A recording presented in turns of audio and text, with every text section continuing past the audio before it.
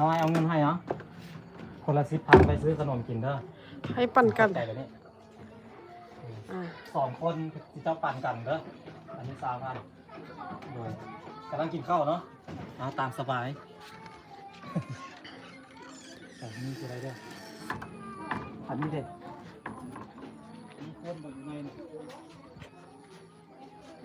มีคนอยู่บ่นี่ไปอาบรถติมันบ่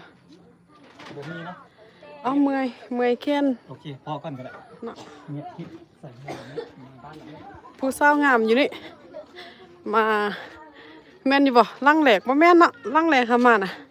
ลังพุ้นเนาะโอ้กะลังนี่โอ้ลังติดกันเอาเงินให้มาไว้คนใดๆแล้วยังบ่ทันใดจักคนบ่ได้หมดหรือยังผ่านได้เนาะเอาเงินให้เหรอส่งไปล่ะปั่นกันเข้าใจทุกอย่างเข้าใจไปนี่โดยเจ้าปั่นกับคนนั้นเด้อเดี๋ยวคนนี้ปั่นกับคนนี้เด้อคนละ10,000โดยมีกันปะเอาเงินให้น้องๆไปซื้อขนมกินนู่น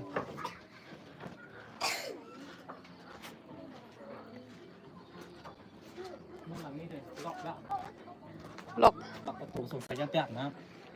แต่หลังนี้เลยมีคนบางทีไปเลยต้องเช่าบ้านหรือเปล่าครับอันนี้คือเฮือนหลังแรกที่เฮามา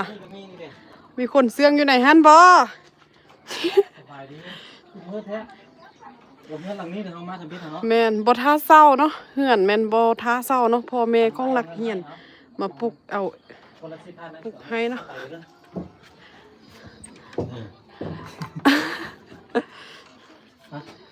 อยู่นำกัน3 คนบ่เจ้ากับคนนั้นเป็นน้องพี่น้องกันปะหน้าตาคือกันเนาะน้องกับเลยครับคนนี้เอาตัวนี้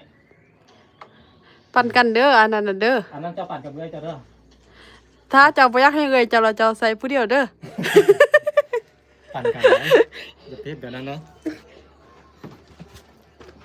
เอาเครื่องนี้คือบ่เอาไปตากได้นี่น่ะคือบ่ตากเสื้อผ้าน่ะ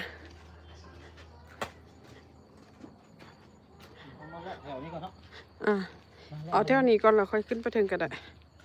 บ่ท่าเศร้าเนาะหรือว่าน้องฟาร์มอ่านไปละ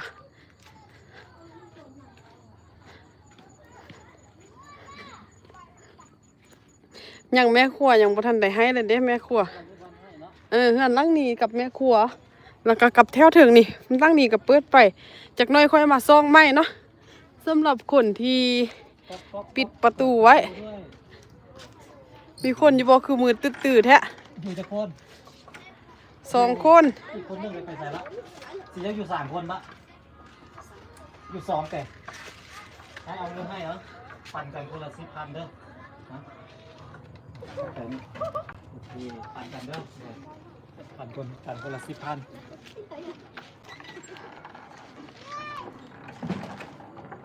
แบบนี้เลยล็อกเอาหาล็อกอยู่เนาะเข้าสิออกได้แต่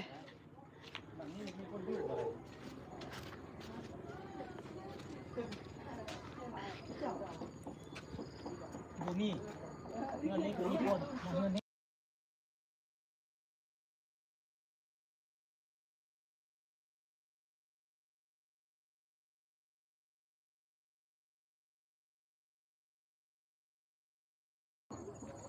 โอเคการที่บอกเพื่อนเอาเงินมาแจกน้องๆนี้บ่ได้หมายความว่าบอกเพื่อนมีเงินหลายหรือว่ามีเงินเหลือใช้เด้อพี่น้อง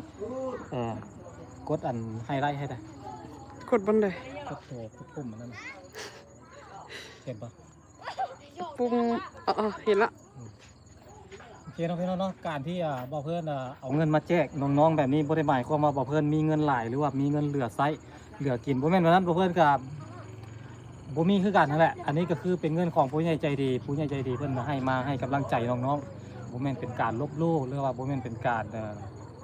แนวนั้นแนวนี้บ่ได้มีแนวจุดประสงค์บ่เพิ่นบ่ได้มีแบบนั้นเนาะบ่เพิ่นให้ด้วยความเต็มใจเนาะแล้วก็ครอบใจผู้ใหญ่ใจดีเพิ่นฝากเงินมาให้บ่เพิ่นให้น้องๆไปซื้อข้าวต้มขนมกินเนาะพี่น้องมันอาจจะบ่หลายแต่ก็อย่างน้อยก็มันก็เป็นสิ่งที่เฮาให้เฮ็ดด้วยจิตใจเนาะคนรับดีใจคนให้ก็มีความสุขพี่น้อง